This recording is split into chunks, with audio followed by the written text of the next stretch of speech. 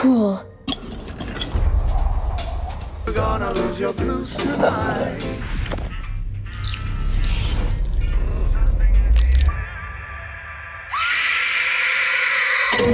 What the hell happened to it?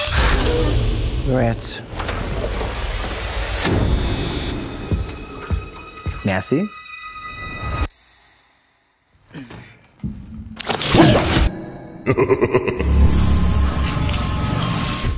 I'm explaining a film from 2024 titled Sting. Spoilers ahead. Enjoy the content. 12-year-old Charlotte must fight for her family's survival after the spider she secretly raised evolves into a giant, ravenous arachnid. Meanwhile, elderly Helga hears something crawling in her walls, accompanied by a monstrous sound. When Frank the Exterminator eventually showed up, he was irritated to see the van belonging to the Bug Brothers, a competing business, after Helga had phoned him. Frank arrived at Helga's flat and saw a greenish-colored substance coming out of the vent. When they heard the banging in the walls again, Frank protested that Helga had called his opponents and opened the door for him. You called about the noises in your walls, right? Oh, no, not me. You sure about that?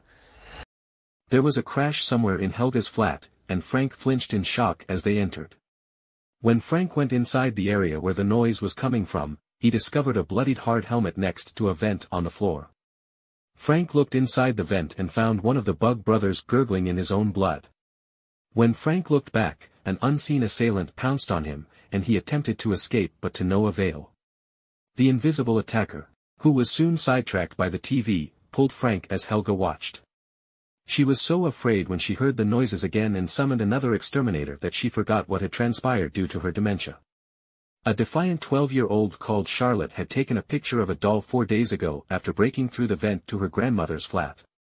After putting the spider into the matchbox, which was crawling on the back of Charlotte's hand, she heard someone outside the door and fled via the vents once more. Charlotte had barely closed the vents when Gunter broke through the boarded window and stormed into her storage. When Charlotte reached her apartment, she found Gunter talking to Ethan, her stepfather, about the 12-year-old girl sneaking into Gunter's storeroom. Before departing, Gunter insisted that Ethan meant her window, so Charlotte crept inside her room. After placing the spider inside a glass jar, she was astounded to see that it was tapping on the glass, seemingly aware that it was imprisoned within. Hey there, little guy. We're gonna call you Sting.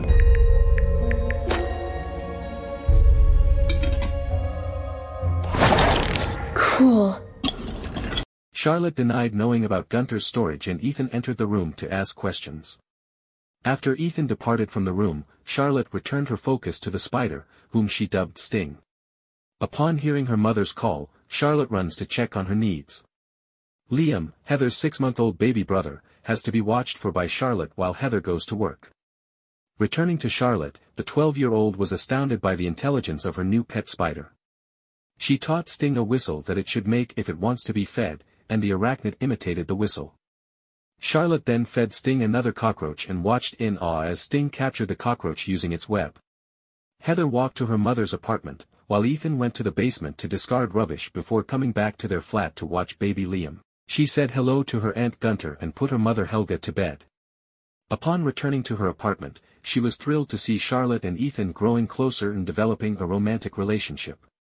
Attaining their attention, Heather requested Charlotte to arrange the dinner table before expressing her gratitude to Ethan for the pleasant short conversation she had with her daughter. All of them were eating and enjoying themselves at supper, not realizing that the oddly intelligent spider had become so large in such a short amount of time. Before going to bed, Ethan talked to Charlotte for a bit until the girl fell asleep. He then went to sleep himself, and once everyone had gone to bed, Sting opened the glass jar by itself and went into the vents. The parrot owned by Gunter let out a shriek as it observed Sting cautiously emerge from the vent. The following morning, Charlotte tried to share with Heather and Ethan all the fascinating facts she had discovered about spiders, but they were too preoccupied discussing their schedules to hear her. Charlotte got up and left the table, clearly annoyed, and Ethan felt bad about accidentally upsetting the 12-year-old. Charlotte appears to regress 2 steps every time Ethan tries to establish a connection with her. Heather reminded Ethan that Charlotte does value him despite his feelings that she doesn't truly like him. Charlotte thinks highly of Ethan but is afraid that Ethan would leave them too, like her real father did. After a while, everyone was preoccupied with their own activities until they heard Gunter yelling. When Ethan went to check on Gunter, he discovered that Gunter's parrot had died. Ethan disagreed with Gunter's assumption that her bird was murdered by rodents. Frank the exterminator looked at the dead parrot after Gunter instructed Ethan to contact him. Frank clarified that the cause of the parrot's death was a little, internal attack. Frank was checking every room in all apartments to find and exterminate what killed Gunter's parrot. In Charlotte's room, the latter told Frank not to spray in her room as Sting wouldn't like it. Frank made the observation that since spiders primarily like killing and eating, they don't make ideal pets after finding out that Sting is a spider. Frank sprang back in shock when Sting unleashed a web toward him, only for the jar to intercept it. Charlotte then showed Frank her pet. Frank was uneasy about the spider, and Charlotte mentioned that Sting doesn't like him. Finding nothing to kill the parrot, Frank took one more glance into the vent before heading out. Sting was given another cockroach by Charlotte before she went to bed, and the spider devoured it with great anticipation, craving more. Following everyone's bedtime, Sting broke out of its container once more and made his way to Maria's flat. Maria was woken up by her dog's bark, and she put her dog out as she drank some more. Maria took some medicine and stared at her family picture in sadness. Sting crawled out from behind the picture and jumped on Maria's face, biting on her cheek. Maria suffered bleeding as she fell backwards and smacked her head on the floor. For self-checking, she headed to the restroom. Maria spat and fell to the ground, immobilized, as the spider bite took effect. Maria was killed from the inside by Sting, who had crawled all the way to her stomach through her mouth.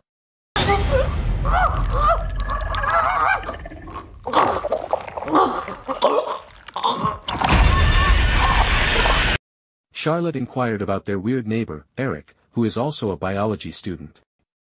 Visiting Eric in his room, Charlotte offered to use what little money she had to purchase one of his fish tanks. After Charlotte finished feeding Sting, Eric offered to give her one of his tanks at no cost, but only if he could ensure that Charlotte would have the ideal cage for a species like Sting, otherwise it may be dangerous. As a result, Charlotte had to leave Sting alone with Eric for a time.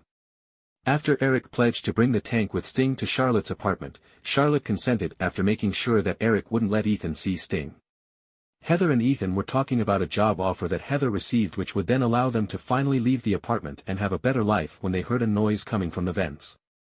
The sound of Maria's dog in the vent surprised Ethan, who peered inside to see what it was, and landed on his back. Once back at Maria's apartment, Ethan knocked on her door with the dog, but there was no answer. When something seems off inside the apartment, Ethan takes his extra set of keys and opens the door to let the dog in. The dog was barking in the bathroom as he entered Maria's flat. Upon examining the object it was growling at, he saw Maria lifeless on the restroom surface. After phoning for assistance, Ethan was questioned by a police officer as Maria's body was removed.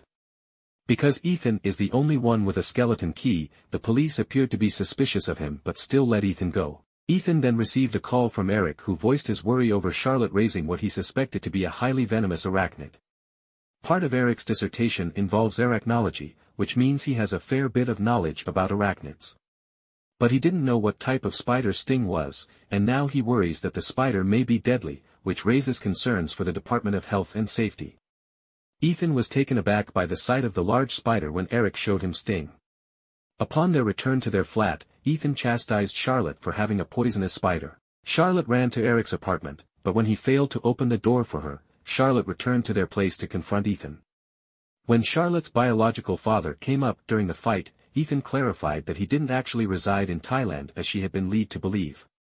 Not once did her father, who lives just 25 minutes away over the bridge, pay her a visit. Charlotte walked away in tears and Heather chastised Ethan before going after her daughter.